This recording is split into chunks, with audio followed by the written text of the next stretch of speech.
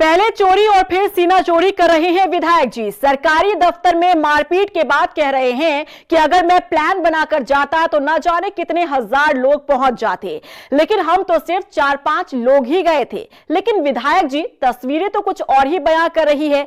या तो आप गिनती में कमजोर हैं या फिर आप अपने किए पर पर्दा डाल रहे हैं। अब इन सबके बीच सवाल जनता से भी है कि क्या 2027 में मारपीट वाला काऊ चाहिए या फिर कोई सीधा साधा प्रत्याशी। देखिए रिपोर्ट।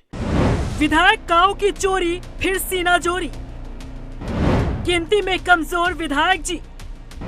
2027 में क्या है जनता की मांग? मारपीट वाला विधायक काऊ या फिर सीधा प्रत्याशी? अगर मैं प्लान से जाऊं तो हजारों की संख्या में जाता। हम तो 5 लोग थे गिनती के, 4 हम थे, नहीं 6 लोग थे, तो उस परिवार के लोग थे। अरे ये क्या काऊ जी, शायद आपको गिनती नहीं आती। सरकारी दफ्तर में तोड़फोड़ और मारपीट करते जिन समर्थकों की गिनती आप 4-5 करवा रहे हैं, असल में कितने समर्थक आपके साथ थे इसकी गिनती हम करवा देते हैं विधायक जी। 1, 2, 3, 4, 5, 6, 7, 8, 9, 10।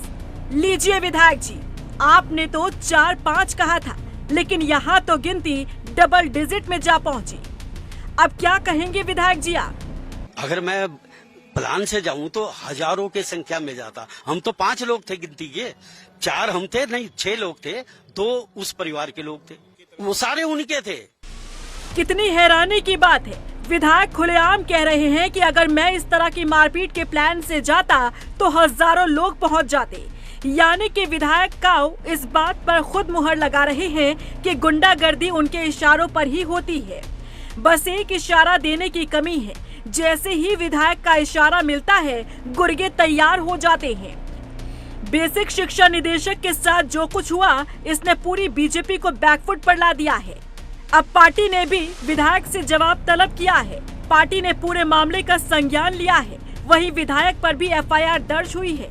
वीडियो भी उसका वायरल हुआ है जिसमें मारपीट और तोड़फोड़ का एक घटनाक्रम हुआ था। पुलिस ने इस पूरे मामले को संज्ञान में लिया था। इसमें तत्काल अभियुक्तों के खिलाफ विभिन्न धाराओं में अभियोग पंजीकृत किया गया है और जो इसमें प्रोमिनेंटली सामने दिखाई दे रहे हैं उनकी हम लोगों ने उनको हिरासत में भी लिया है और जो भी विवेचना में आगे प्रचलित होगा उसमें विधायक उमेश शर्मा काऊ द्वारा एक कंप्लेंट दी गई थी जिसमें उनके साथ अभद्रता का भी उन्होंने आरोप लगाया था, उसको भी पुलिस ने संज्ञान में लिया है। दोनों ही मामले पुलिस के द्वारा दर्ज किए गए हैं और इसमें जो भी विवेचना में निकलेगा और जो सत्य के नज़दीक होगा पुलिस वो कार्रवाई करेगी। देखिए, इसमें कोई भी धारा हल्की नहीं लगी है। जो कंप्लेंट है और कंप्लेंट जो मेडिकल को प्रूव करती है उसके अनुरूप ही धाराएँ लगी हैं।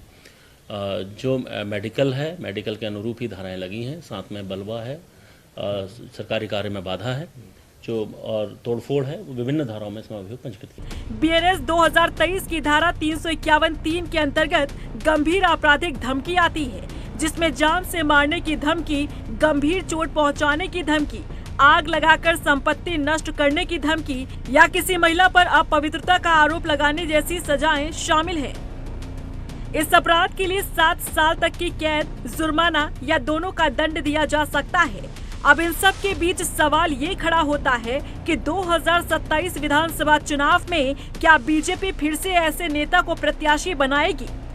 और सवाल जनता से भी है कि अगर बीजेपी फिर से काऊ पर भरोसा करती है और चुनावी मैदान में उतारती है, तो क्या पार्टी ऐसे नेता को विधायक चुनेगी या फिर किसी साफ छवि या सीधे साधे प्रत्याशी को मौका देगी?